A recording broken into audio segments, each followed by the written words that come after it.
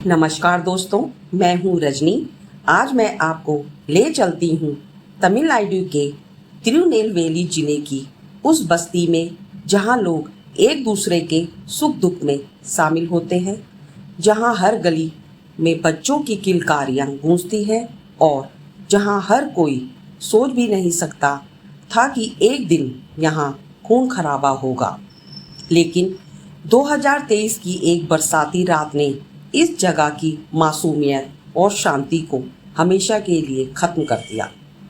ये कहानी है 26 साल की मीरा की, एक मासूम, मेहनती और खुशमिजाज लड़की जिसे किताबों और संगीत से बेइंतहा प्यार था। मीरा पास के कॉलेज में लाइब्रेरियन का काम करती थी। सुबह का समय उसके लिए सबसे प्यारा होता था, जब वह चाय के साथ अपने आंगन में बैठकर अखबार पढ़ती और दिन की शुरुआत करती। गांव में लोग उसे प्यारी मीरा कहकर बुलाते थे, क्योंकि उसकी मुस्कान हर किसी का दिल जीत लेती थी। लेकिन मीरा के जीवन में चुपके से एक ऐसा इंसान आया जिसका मकसद प्यार नहीं बल्कि स्वार्थ और पागलपन था। उसका नाम था अर्जुन। 28 साल का युवक पास के ही कस्बे में इलेक्ट्रॉनिक्स रिपेयर शॉप चलाता था।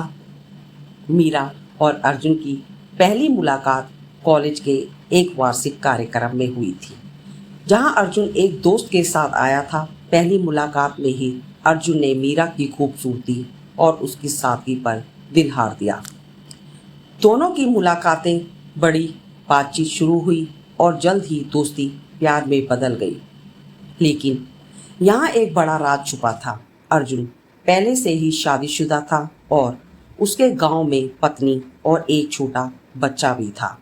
ये बात मीरा से छुपाकर वह उससे शादी के लिए वादे करता रहा। कुछ महीनों तक सब ठीक चला, लेकिन जब मीरा के घर वालों को इस रिश्ते की भनक लगी तो उन्होंने साफ मना कर दिया। उन्होंने मीरा को अर्जुन की असलियत बताई कि वह शादीशुदा है और उसका चरित्र ठीक नहीं है। मीरा ने अर्जुन से दूरी बनानी शुरू कर दी। अर्जुन इस फैसले को स्वीकार नहीं कर पा रहा था। उसने मीरा पर दबाव बनाना शुरू कर दिया, रोज फोन और मैसेज करके उसे धमकाने लगा। फिर आया 14 सितंबर 2023 की रात, एक रात जो मीरा की जिंदगी की आखिरी पन्ना साबित हुई। उस दिन मीरा के माता पिता अपने रिश्तेदार के घर गए थे और मीरा घर पर अकेली थी।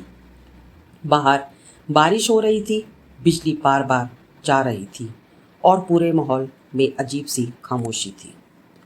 इसी खामोशी का फायदा उठाकर अर्जुन मीरा के घर पहुंचा। दरवाजे पर दस्तक हुई। मीरा ने दरवाजा खोला तो सामने अर्जुन था, भीगा हुआ, आंखों में गुस्सा और चेहरे पर सनक। दोनों के बीच तीखी बहस हुई। मीरा बार बार कह रही थी, अर्जुन अब बस करो, ये रिश्ता खत्म हो चुका है। लेकिन अर्जुन का पागलपन हद पार कर चुका था। गुस्से में उसने मीरा का गला पकड़ लिया और जोर से दबाने लगा। मीरा की सांसें तेज हो गई, उसकी आंखें फैल गई और कुछ ही पलों में उसका शरीर ढीला पड़ गया। अर्जुन ने एक पल के लिए भी नहीं सोचा कि उसने क्या कर दिया।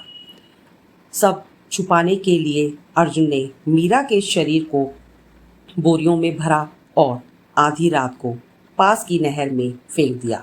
तेज बारिश के पानी में लाश बहने लगी। अगली सुबह मछुआरों ने नहर में तैरती बोरी देखी। जिज्ञासा से उन्होंने बोरी खींची और जब उसे खोला तो अंदर मीरा का शव था। चेहरा पहचान से परे, लेकिन गले पर उंगलियों के गहरे निशान साफ थे। खबर फैलते ही पूरा इलाका दहशत में आ गया।